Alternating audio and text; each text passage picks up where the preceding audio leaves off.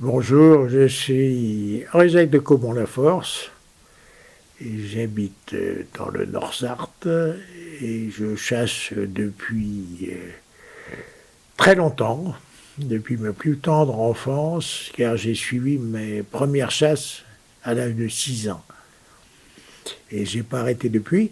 Et le hasard des choses a voulu que je m'occupe de la fédération de chasse dont je suis devenu président. Alors, depuis plusieurs années, une grande action de formation a été prise pour le monde de la chasse. Ça a commencé par la formation au permis de chasser, et qui a quand même fait énormément pas de progrès, je ne veux pas dire, mais qui est devenu de plus en plus pointu.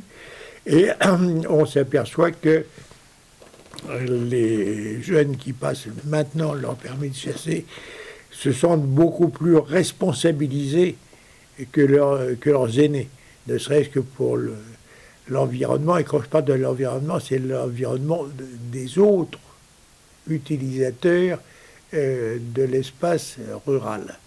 Hein, c'est pas simplement vraiment pour la sécurité. Et puis, nous avons plusieurs formations qui sont les gardes particuliers, qui sont les piégeurs, qui sont la connaissance de la venaison, et qui sont des modules que nous dispensons à la fédération. Et puis, la loi de 2018 a ajouté, alors ce qu'on pourrait dire, une remise à niveau ou un contrôle de connaissances pour tous les chasseurs, et que tous les chasseurs aient passé cette remise à niveau, oui, c'est ça, une remise à niveau, dans les 10 ans qui viennent. Et c'est aux fédérations d'organiser cette formation. Je pense que pour la prochaine campagne, on pourra proposer aux chasseurs sartois, je vais dire, un schéma à suivre pour cette formation je ne veux pas dire de remise à niveau, mais de reprise de conscience d'un certain nombre de préceptes qui ont pu être un petit peu émoussés au fil des années.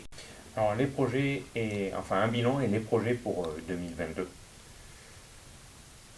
Alors, un bilan, je vais vous dire quoi? Que tout va très bien, Madame la Marquise, c'est pas forcément, c'est pas forcément vrai, parce que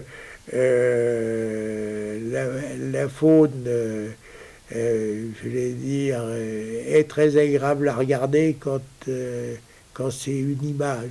Je vais dire, quand elle se conduit comme une image d'Épinal, mais c'est pas forcément ça. Les animaux ont leur vie propre, leur tension propre, et pas forcément envie de faire plaisir à l'espèce humaine. Ça, c'est un point. Et le bisounours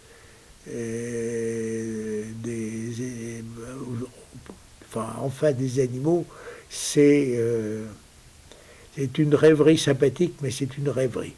Et ça, c'est là. Alors les projets, nous sommes lancés avec l'éco-contribution qui nous est prélevée sur chacun de nos permis, il y a 5 euros.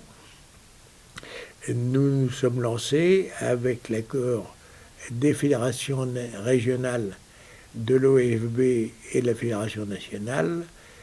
Nous sommes lancés dans des projets de maintien de la biodiversité. Et demain, nous allons sur le site de la Fédération de la Bruyère-sur-Loire pour inaugurer, pour montrer ce que nous avons fait dans cette optique d'éco-contribution. Et les chasseurs ne sont peut-être pas forcément les meilleurs écologistes de France, mais ils sont pas mauvais quand même.